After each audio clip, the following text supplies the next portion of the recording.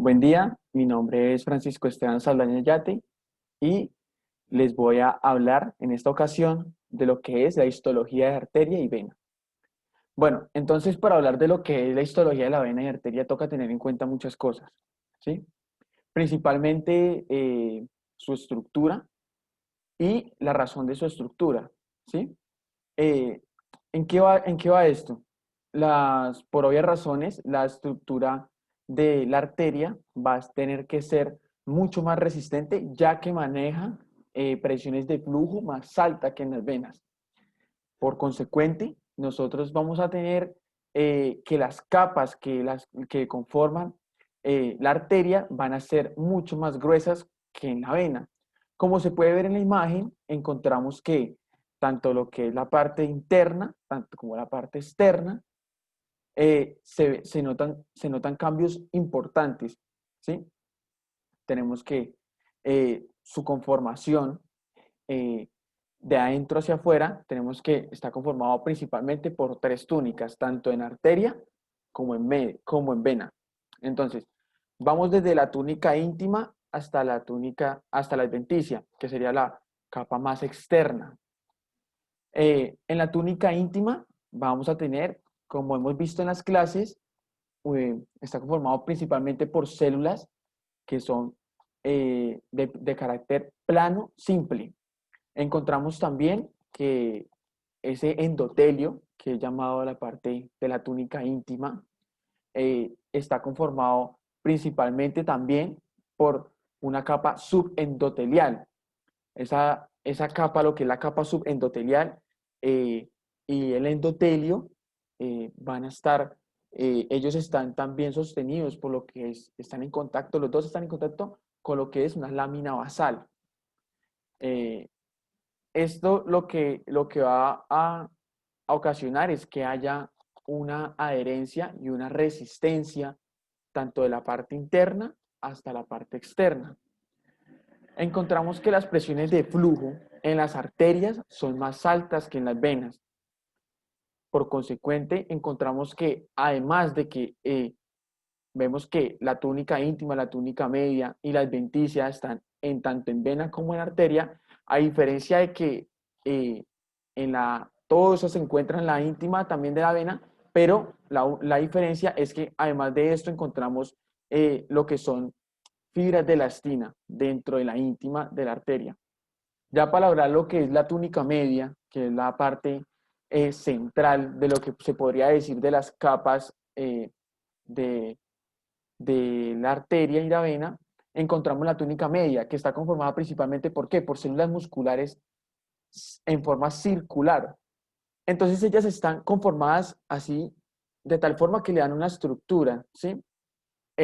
Pero también encontramos que entre estas células encontramos componentes sintetizados también por lo que son provocados por estas células también, células musculares, que son, encontramos proteoglucanos, encontramos también fibras reticulares que entrelazan estas células y le dan como un aspecto de soporte, y además también encontramos algunas fibras de elastina. Eh, esta capa lo que le va a ayudar principalmente a la arteria y a la vena es a contraerse de alguna u otra manera en determinadas situaciones. Más que todo, lo que ocurre este movimiento, eh, ya sea en las venas, que es un movimiento totalmente diferente de las arterias, eso también toca tener en cuenta porque las venas tienen un movimiento antirretrógrado. ¿Qué quiere decir eso? Que la sangre, o sea, el contenido que fluye solamente fluye en una dirección y es en contra de la gravedad, ¿sí? En cambio, las arterias van a favor de la gravedad. Ya para hablar de propiamente lo que sería la adventicia, que la adventicia en la vena se dice que es un poco más gruesa que lo que sería en la arteria. Ella está conformada principalmente por tejido conjuntivo y también tiene un poco de colágeno en su capa. Encontramos que lo que son este tipo de elementos que de alguna u otra manera nosotros vemos aquí en la imagen, eh, esto lo que le va a dar es una conformación, una capacidad de poderse expandir y poderse otra vez volver a su forma original. Eh, Además de esto, encontramos que mucho de este tejido conjuntivo que se encuentra eh, en la vena, es un poco más grueso. Y esto es debido a que la vena, por alguna otra razón, sus capas, tanto la media y la íntima, son más delgadas, por lo que le puede llegar a dar una apariencia más gruesa. Es importante decir que además de lo que vemos nosotros aquí en la imagen histológica, algo que no, digamos que no se puede apreciar con tanta notoriedad, como vimos en las clases del doctor, encontramos que hay una conformación de vasos vasorum. Los vasos vasorum son pequeños vasos de redes vasculares que van a ayudar a llevar oxígeno y nutrientes importantes a esas capas de tanto de la arteria como de la vena, de las que acabamos de hablar. Y además de eso, encontramos que hay otra red, pero entonces en este caso es nerviosa, que se llama la nervio vascularis, que su principal función, ella está directamente influenciada por lo que es el sistema nervioso autónomo en su parte simpática, por lo que en varias situaciones ella se va a ver influenciada por lo que es principalmente pues el neurotransmisor eh, de la parte simpática, que es la adrenalina. Eh, ya para hablar de lo que sería en otra sección de la segunda pregunta que realizó el doctor, eh, una persona para evaluarle el pulso, ¿en qué zona, cómo se lo evaluaríamos? Es importante decir que el pulso se evalúa para determinar muchas veces si el corazón está latiendo o cuántas veces está latiendo. Eh, Esto muchas veces se puede llegar a provocar una mala información, porque algunas veces y algunos pacientes llegan a presentar arritmias que no llegan a estimular la arteria aorta y por consecuente no va a generar un pulso distal, ¿sí? Es importante decir que el pulso eh, se da por la elasticidad que tiene la arteria, o sea, la arteria se expande.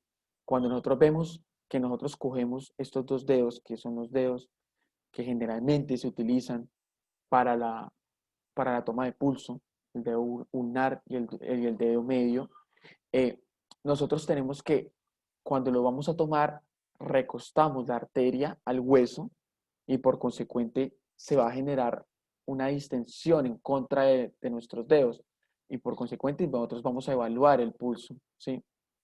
Pero en arritmias no se llega a alcanzar a distender muchas veces estas arterias y por consecuente no tenemos que muchas veces el corazón está latiendo menos de lo que, o puede estar latiendo más de lo que el pulso nos está diciendo. Eh, es una ayuda diagnóstica muy importante, ¿sí? Para evaluar el paciente semiológicamente. Eh, es importante decir también que él está acompañado de lo que es eh, la toma con el fonendoscopio. Entonces, nosotros vamos a estar auscultando el paciente cuando lo vamos a auscultar, si hay asimetría, cómo evaluar las ondas pulsátiles, si son ondas que son lineales, que no son, que cuando nosotros vamos a tener la presión, no se toman, están al mismo tiempo. Entonces, son cosas que nosotros tenemos que tener en cuenta a la hora de tomar el pulso. Entre este orden de ideas, eh, el pulso, ¿en qué sitios es recomendable tomarlo? Entonces, las, las, Las fichas técnicas nos dicen que el pulso arterial es recomendable tomarlo tanto en la arteria carótida, la arteria ulnar, la arteria radial, la arteria femoral, la arteria tibial, la arteria inguinal. Tenemos también que en el dorso del pie también hay una arteria muy importante que también nos va a proveer una información. Eh, Prácticamente lo que se dice es que utilizar las arterias que sean más superficiales. ¿Para qué? Para que estas arterias puedan ser llevadas hacia el hueso y puedan generar un efecto en contra y pues por consecuente nos va a ayudar a hacer como una información de lo que está pasando el pulso. Eh, es importante decir también que no es una herramienta 100% diagnóstica de evaluación de la parte cardíaca, pero también nos va a colaborar en muchas situaciones en las que el paciente no está en condiciones cómodas para hacerle una auscultación. Eh, ya para hablar de lo que sería el tercer punto que nos dijo eh, el doctor, es decir, cómo las venas, cómo las venas vencen esa fuerza de la gravedad. Entonces, cómo llevan la sangre desde los pies hasta el corazón. Tenemos que decir que la parte de lo que sería el tren inferior o lo que llamamos la parte inferior del cuerpo, eh, toda la sangre se recoge a través y se lleva al corazón a través de unas redes venosas muy importantes que finalmente van a desembocar en la vena cava inferior. Asimismo, en la parte superior se ve influenciado por la vena cava superior, que van a llevarlo todo a la aurícula derecha. Pero viéndolo anatómicamente, es más fácil llevar la sangre venosa desde la cabeza al corazón que de los pies al corazón. Entonces, ahí que tenemos que tener en cuenta la estructura que acabamos de ver. Es por eso que el primer punto es evaluar la estructura de la vena y la arteria. La vena, en su conformación de su luz, ella cuenta con unos, unos como por decirlo, unos esfínteres, ¿sí? Que nos van a ayudar a que el movimiento antirretrógrado no se vaya a dar, ¿sí? Por consecuente, la sangre al momento de llegar y subir no se va a devolver. Es pues por eso que las venas, las características que antes les había mencionado, de la elastina, que le van a proveer que ella se pueda expandir, que esa red muscular que ella tiene su parte media, le van a favorecer a que estas venas se puedan expandir mientras conservan esa sangre que está devolviéndose al corazón. Por consecuente también nosotros decimos, bueno, pero ¿cómo se lleva esa sangre si ya sabemos cómo no se devuelve? Pero entonces, ¿qué hace que esa sangre viaje hasta el corazón? Todo está en la parte muscular. Muchas veces los músculos, eh, al contraerse, las venas que se encuentran entre esos músculos se van a ver comprimidas. Cuando uno comprime algo, por consecuente, va a subir. Es como cuando uno coge un líquido dentro de una bomba y coge uno la parte de la base y la aprieta, pues por consecuente la parte del líquido que se encontraba en la base va a subir. Prácticamente pasa lo mismo con las venas. Los músculos se contraen, van a generar una fuerza y el líquido, que en este caso sería la sangre, va a subir. Gracias a los capilares que encontramos a lo que serían los esfínteres, perdón, los esfínteres, ellos se van a cerrar y van a no permitir que esa sangre se devuelva, por lo que se va a inhibir lo que sería el movimiento antirretrógrado. Así de esta manera se lleva la sangre desde las venas inferiores hacia la vena cava inferior y por consecuente a la aurícula derecha del corazón. Con el tiempo, esto lo que serían este tipo de alteraciones en esos esfínteres pueden llegar a provocar una insuficiencia venosa, que lo que prácticamente se traduce es que la vena la vena no está cumpliendo su función normal. Entonces lo que va a ocasionar es que la sangre dure más tiempo dentro de la vena y se vayan a empezar a ver un proceso de flebitis, que las venas se empiezan a inflamar, que es lo que llamamos nosotros vena varice. Eso va a provocar que haya una mala circulación, por consecuente van a provocarse que las personas vayan a experimentar periodos de calambres por mala oxigenación. También tenemos que las personas empiezan a tener descamación por una mala irrigación, las células empiezan a morir, por consecuente se van a ver escamas en las partes superficiales de la piel, encontramos enrojecimiento, lo que sería que prácticamente toda esta red vascular venosa se va a ver eh,